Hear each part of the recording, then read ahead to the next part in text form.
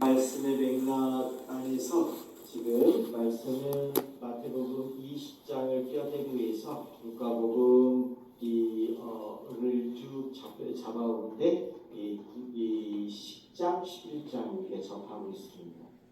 얘기의 맥락은 바로 예수님께서는 모든 믿는 이들에게 믿느냐 믿지 않느냐의 이 믿음에 대한 기준은 십자가라고 말씀합니다.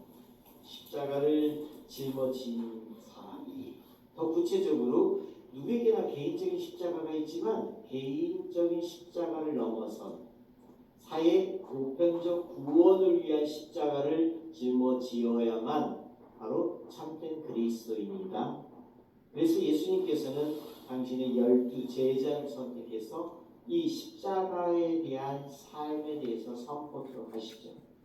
이것이 마태복음 통해서 쭉 이야기가 되고 있는 것입니다. 그런데 이 십자가를 짊어지면 질수록 부담스럽고 어렵고 고통스러울 줄 알았는데 그걸 짊어지면 질수록 자비로움을 느낀다. 그리고 이 자비에 자비를 더하면서 양파껍질을 벗겨내듯이 바로 이 자비에 자비를 더하면 예수 성심을 만난다. 이 접해진 예수 성심은 구체적으로 우리에게 어떤 열매를 원하고 실천을 원한다. 놀라운 것은 이웃사랑이라고 하는 실천적 사항을 예수 성심은 기뻐하지 않고 바로 이 기도를 먼저 원하신다. 이게 핵심입니다. 그래서 먼저 기도하고 행하라. 이것이 핵심적인 예수님의 영성입니다.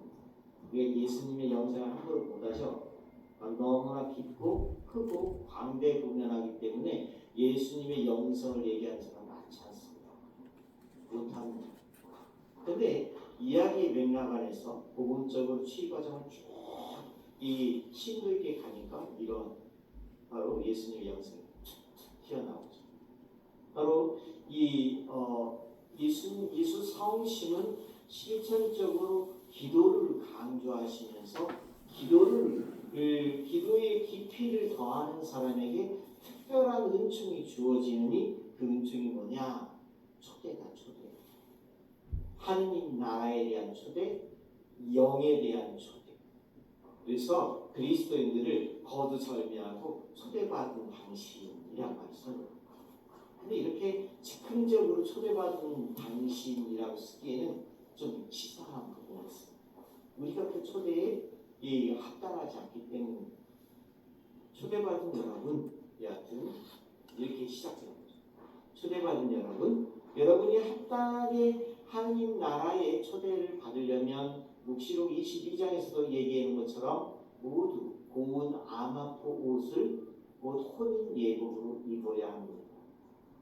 바로 이 하느님께서 요한을 통해서 계시한 묵시록은 바로 천상 하느님의 전례에 참여하는 모든 이들을 보니까 한결같이 고운 아마포 옷을 입고 있더라. 이 고운 아마포 옷이 도대체 뭐냐? 하느님의 이름으로 하느님의 뜻을 실천하는 사람들이 실천할 때마다 하나씩 한 오라로 생기는 이 옷감이 아마포 옷입니다. 이 한 오라로 생긴 것을 짜서 온전한 옷으로 입게 되면 이게 예복이 됩니다. 그래서 묵시록 22장 1절에서 2절 이것을 모든 초대받은 이들이요 혼인 예복인 고운 아마포 옷을 입어야 합니다. 라고 하는 이 대명제가 성립됩니다. 어마무시하죠? 처음 듣죠?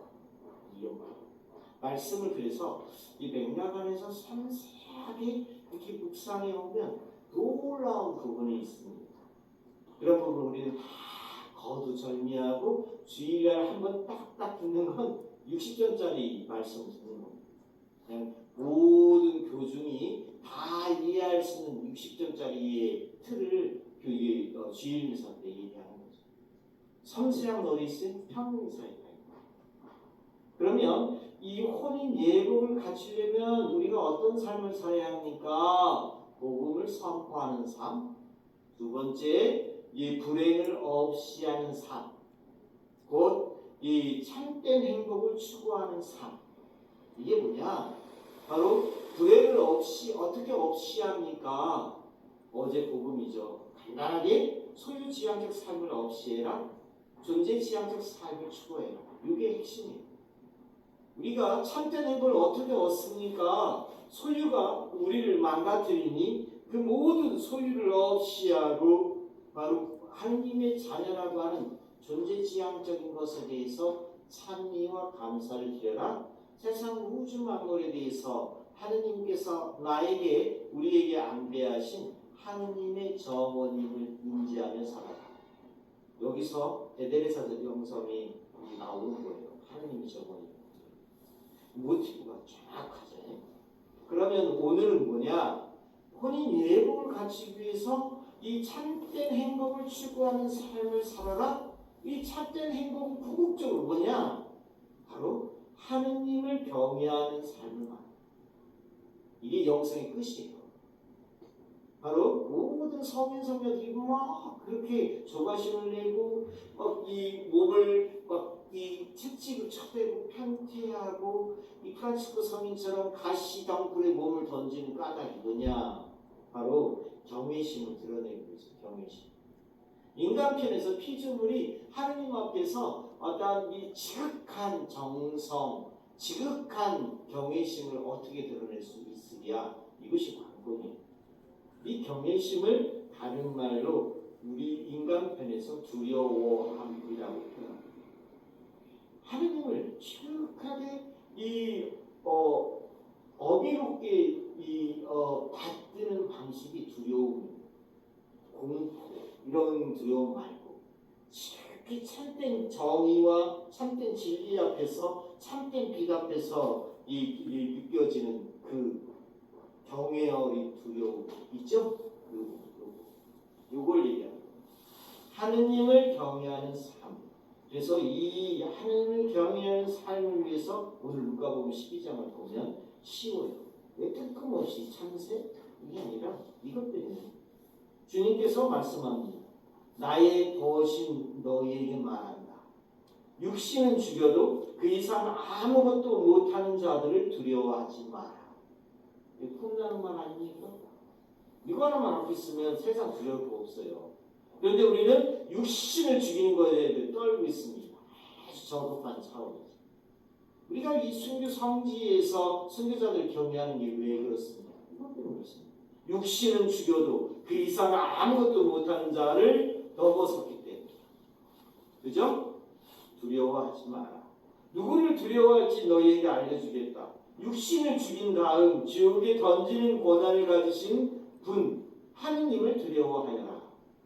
그렇다. 내가 너희에게 말한다. 바로 그분만을 두려워하여라. 이 놀라운 영성을 제기하죠. 이 오늘 복음의 12장 6절. 참새 5마리가 두 입에 팔리지 않느냐? 그런데 그 가운데 한 마리도 하느님께서 잊지 않으신다. 더군다나 하느님께서는 너희 머리카락까지 다 세워두셨다. 그러니 두려워하지 마라. 너희는 수많은 참새보다 더 귀하다. 위안이십니까? 바로 지금 이스라엘 팔레스타인의 그러한 많은 전쟁, 이 철부지 같은, 그죠? 저급하죠. 이 저급한 이런 이 철부지 행동들에 대해서 저렇게 끔찍하게 살인을 당하고 폭행을 당하고 죽임을 당하는 그게 끝도 모를 이러한 계속적인 작업이 진절미가 나는데 이것에 대해서 하나님께서는 어떻게 할까? 두려워하지 마라. 참새 2마리도 거기 기억하시는 우리의 머리카락까지 기억하시는 하느님이니까 그러한 무자비적이고 무자비한 그러한 죽음의 처사에 대해서 걱정하지 마라. 결국은 우리의 사람의 문제예요. 그죠? 사람. 제가 저를 봐도 참 사람 그렇습니다. 그죠? 내가 추한, 위선, 이중적인 것이 있습니다. 마찬가지로 여러분도 예가 아닙니다. 그죠? 이런 것들이 모여서 이 공동체를 이루며 산다? 기적이죠. 그죠? 왜 안에 저런 잔인함이 없을까? 있습니다. 그래서 기도가 되어야 되죠. 여하튼 바로 오늘 보면 복음에서 그렇습니다. 우리는 하느님께 사랑받고 있다고 하는 이 존엄함을 느끼고 참여하며 살아야 합니다. 이 존엄함을 놓치면 안 돼요. 사랑받고 있다고 하는 사실. 내가 사랑받고 있다고 하는 사실을 놓치는 순간 나는 천박해집니다. 그러나 이것을 갖고 있으면 갖고 있을수록 놀라운 고배로움이 내 안에서 움직입니다. 이것이 영성이에요. 존엄함을 느끼고 부여받는 것. 하나님은 기도 안에서 모든 것을 다 채워주십니다. 기도 안에서 타박을 내고 쫓아내고 모른 체하고 이런 건 없습니다. 다 채워주시죠. 존엄함을 위해서. 하나님께서는 우리의 머리카락까지도 다 세워주실 만큼 우리를 끔찍이 사랑하십니다. 그분께서는 우리를 사랑하시기 때문에 우리는 사람의 그 모든 불법을 용서해 주시고, 오늘 일독서의 내용이죠. 그 모든 불법을 용서해 주고 그 모든 크고 작은 죄를 세마지 않고 덮어주셨습니다. 뿐만 아니라 주님께서는 아예 우리네 사람의 죄를 헤아리지 않으시고 오히려 우리네 사람의 나약한 믿음마저 의로움으로 덮어서 받아주십니다. 그러니 하느님의 사람들이요, 우리네 사람은 참으로 행복하지 않습니까? 이 말이에요.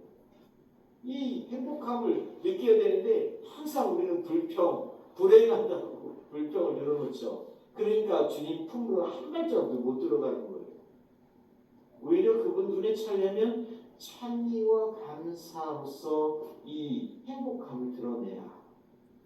혹여나 그리스도 이름으로 삶을 살고 덕을 산다 할 때 제발 놓치지 말 것은 바로 경외심, 하나님께 대한 지극한 두려움을 놓쳐서는 안 됩니다. 근데 이건 제 번고입니다. 그래서 덕을, 그리스도의 사랑을 살면서 과와 보를 바라지 마십시오. 하느님의 경외심을 놓치는 이유가 됩니다. 저를 볼 때 그렇습니다. 덕을 베푼 것을 헌신자처럼 버릴 수 있는 우리가 되어야 합니다. 그래야 그때 하느님이 보입니다. 내가 누군가를 미워한다. 그것은 뭔가 내가 바라는 것이 있다는 것입니다. 그래서 좋아하되 바라지 마라. 베풀되 대가를 바라지 마라. 바라는 마음이 없으면 아예 모든 인연, 과보가 일어나지 않습니다. 내 뜻대로 되어야 한다는 것이 있기 때문에 미움에 생기는 것입니다. 대가를 바라지 않으면 누구를 좋아하든 누구에게 베풀든 그것이 절대 미움으로 돌아오지 않습니다. 사람은 누군가를 좋아하거나 누군가에게 베풀면 바라는 마음이 생깁니다. 이게 사람입니다. 결국 바란다고 하는 것이 나를 해치고 궁극적으로 관계를 망치게 되는 이유가 됩니다. 여기서 경외심이 사라집니다. 나의 지극한 경외심이 언제 끊기나 봤더니 이때 끊기는 거예요. 진작에 우리가 이 시점에서 한다면 이것을 인지하고 살았으면 좋겠다. 다시금 혼인 예복입니다. 하느님을 두려워하는 삶으로 바로 이 혼인 예복을 갖출 수 있는 우리가 되어야 하지 않겠는가. 우리는 홍주 순교 성지에 와 있습니다. 이 조선조, 이 천주교 4대 박해의 모든 박해를 아우르는 처용지유 순교터가 유일하게 하나가 있으니 그게 바로 이 홍주 순교 성지입니다.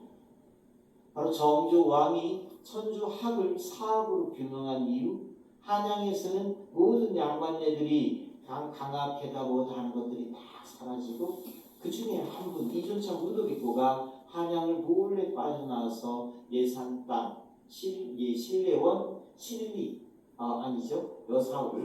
여사울을 기점으로 복음을 전파하기 시작합니다. 이 복음 전파가 어마무시합니다. 한국 천주교의 발상지가 바로 이곳 내포 지역이라 해도 과언이 아닐 정도입니다. 정조는 당황했습니다. 바로 이러한 천주학이 거침없이 발전하고 있는 이것에 대해서 그 당시 춘천교에는 5주가 있었으니 공주, 홍주, 천안, 청주, 충주 이 5주 중에 하나였던 홍주. 이 홍주 관할에는 4개 군과 14밀검이 있으니 바로 오늘날 서천에서부터 평택까지가 이 홍주 목사의 관할입니다. 이 홍주목 이 안에는 천주교 신자들만을 추포하고 서적들을 빼앗는 전문 관청을 두었습니다.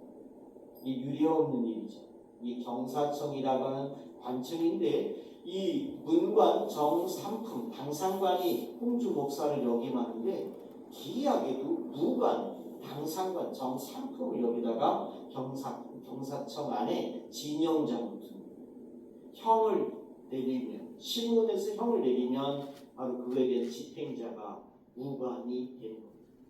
당상관 정삼품 둘이 살게 됐으니 얼마나 아웅다웅하고 또한 인사고가를 연도하며 서로 밝혀냈죠. 그러한 상체기를 내는 과정 안에 희생이 우리 천주교 신자들이 많았다.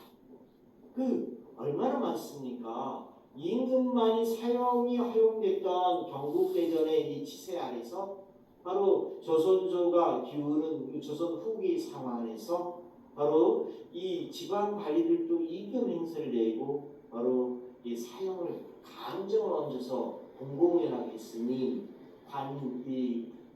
관의 기록에 보면 212명이 순교했다고 하는데 이것은 숨겨서 212명입니다.